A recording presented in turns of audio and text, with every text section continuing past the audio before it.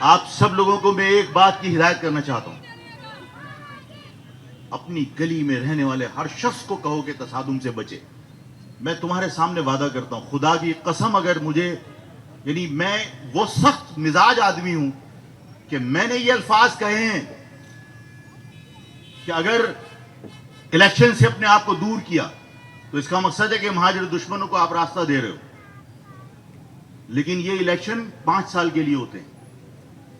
اگر میری قوم کے لوگوں کو تصادم سے نقصان ہوتا نظر آئے گا, خدا کی قسم یہ 5 سال کے انتخاب دوبارہ لڑ لیں گے, لیکن میں تم لوگوں سے کہوں گا الیکشن سے دور ہو جاؤ, اس لیے کہ میں اپنے لوگوں کے گھر جلانا نہیں چاہتا, میں اپنے لوگوں کے ہاں جنازے اٹھتا ہوا دیکھنا نہیں چاہتا.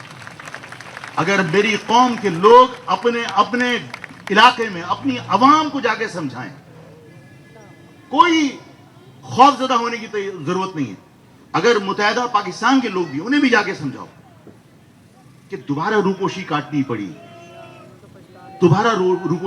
پڑی, دوبارہ خدا نخواستہ کسی کے گھر سے جنازہ اٹھا, دوبارہ کوئی جیل چلا گیا, تمہارے گھر والوں کی کفالت کون کرے گا؟ تم بھی بھگت چکے ہو, میں بھی بھگت چکا ہوں.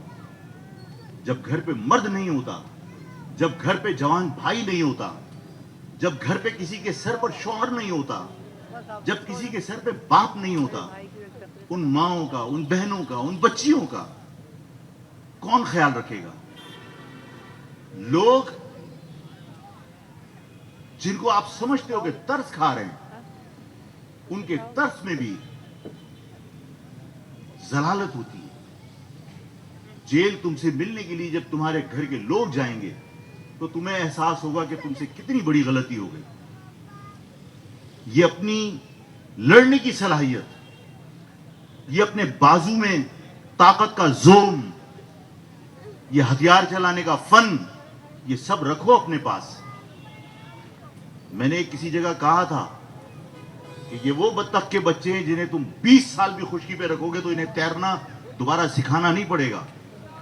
تم وہ سب کچھ اپنے پاس رکھو, تم سب کچھ بھولے نہیں ہو, تم سب کچھ دوبارہ کر سکتے ہو, لیکن ہم یہ سب کچھ اپنے لیے کریں گے, کسی کے اشارے پر نہیں کریں گے, کسی کے کہنے پر نہیں کریں گے, اپنی قوم کے لیے کریں گے. اگر اپنی قوم کے لیے خدا کی قسم سر کٹوانے پڑے تو سر کٹوائیں گے, لیکن آج آپس میں کسی کے کہنے پر اگر لڑے تو یہ قوم کے ساتھ دشمنی ہوگی. یہ مت سمجھنا کہ آفاق بزدل ہو گیا. لوگ کہتے ہیں نا کہ شیر بڈھا ہو تب بھی شیر ہی ہوتا ہے, وہ تمہیں یہ مت سمجھنا. یہ جو بات میں کہنا چاہ رہا ہوں, جو بات میں سمجھا رہا ہوں, اس کا مقصد یہ نہیں ہے کہ ہم لڑائی سے ڈر گئے, نہیں, صرف اس لیے کہ مجھے احساس ہے کہ گھر سے جب جنازے اٹھتے ہیں تو کیا ہوتا ہے. مجھے احساس ہے کہ جب لوگ جیلوں میں ہوتے ہیں اور لاوارث بچے پل رہے ہوتے ہیں تو ان کے ساتھ کیا ہوتا ہے.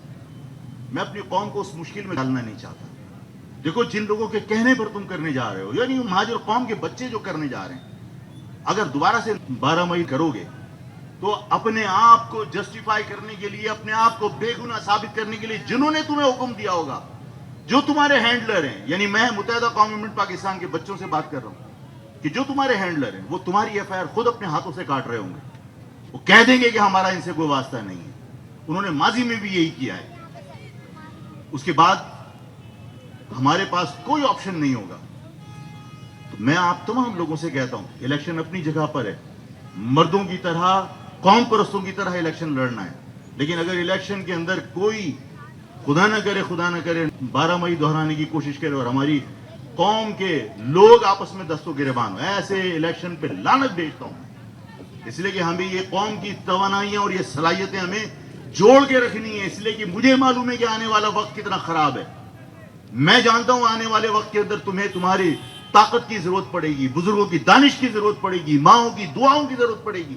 وقت بہت خراب آنے والا ہے. ان حالات کے لیے اپنے آپ کو تیار کیجیے اور بالکل اس سے بے فکر رہیے کہ ہم اسی طرح ہیں جیسے پہلے تھے, اسی طرح ہمت کے ساتھ تمام حالات کا مقابلہ کرنا. آج بھی جانتے ہیں جس طرح ہم نے ماضی میں کیا.